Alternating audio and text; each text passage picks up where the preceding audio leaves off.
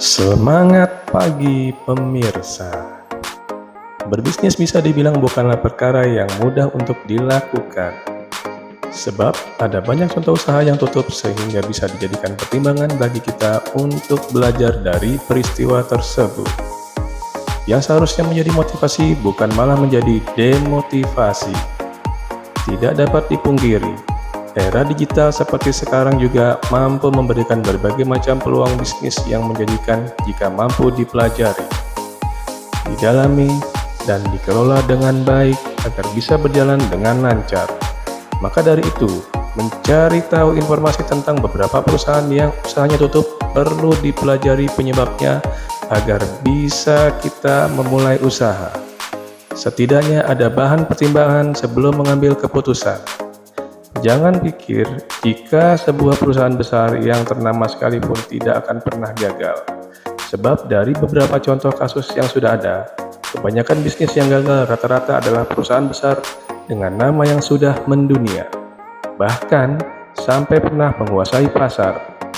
Walaupun sudah mempunyai nama yang besar dan terkenal, menguasai pasar hingga mutu yang terjamin, faktanya tidak mampu membuat beberapa perusahaan besar ini mampu berjaya untuk selamanya, dikarenakan beberapa penyebab yang diabaikan atau bahkan diremehkan. Penasaran perusahaan besar apa saja yang bisnisnya pada akhirnya tutup? Apa penyebab yang menyertainya? Berikut ini 5 perusahaan besar dunia yang harus tutup karena tidak bisa mengikuti perkembangan pasar. Oh iya, sebelum kita bahas, jangan lupa subscribe, komen, dan nyalakan lonceng notifikasi agar selalu mendapatkan video-video yang terbaru dari channel ini. Yang pertama, Nokia. Siapa yang tidak tahu merek ponsel yang cukup berjaya di tahun 1990-an dan 2000-an ini? Hampir semua orang di seluruh dunia menggunakan telepon genggam dari perusahaan yang berasal dari Finlandia ini.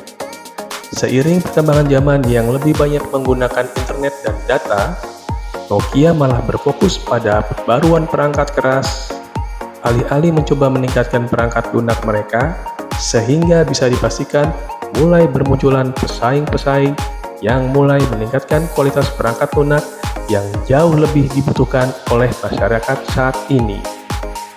Di sini dapat terlihat keengganan Nokia untuk berinovasi menyebabkan produk yang mereka jual mulai terasa ketinggalan zaman, sehingga tidak mampu memuaskan kebutuhan konsumen yang semakin mengedepankan operasi sistem alih-alih desain ponsel.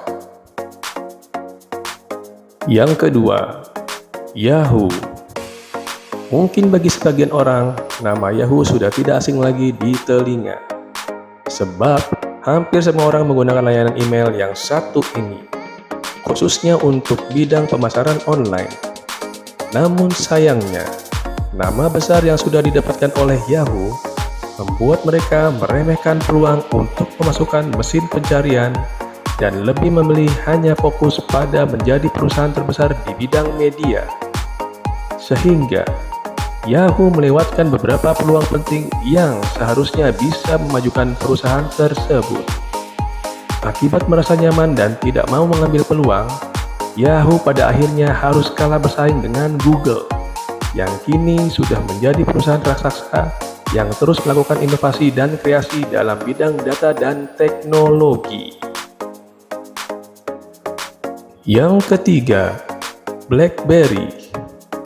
Fitur BBM atau BlackBerry Messenger mampu memikat hampir semua orang di era tahun 2010-an karena menawarkan sensasi berkomunikasi dengan cara yang praktis, mudah, dan mampu menjadi tren bagi kalangan anak muda saat itu.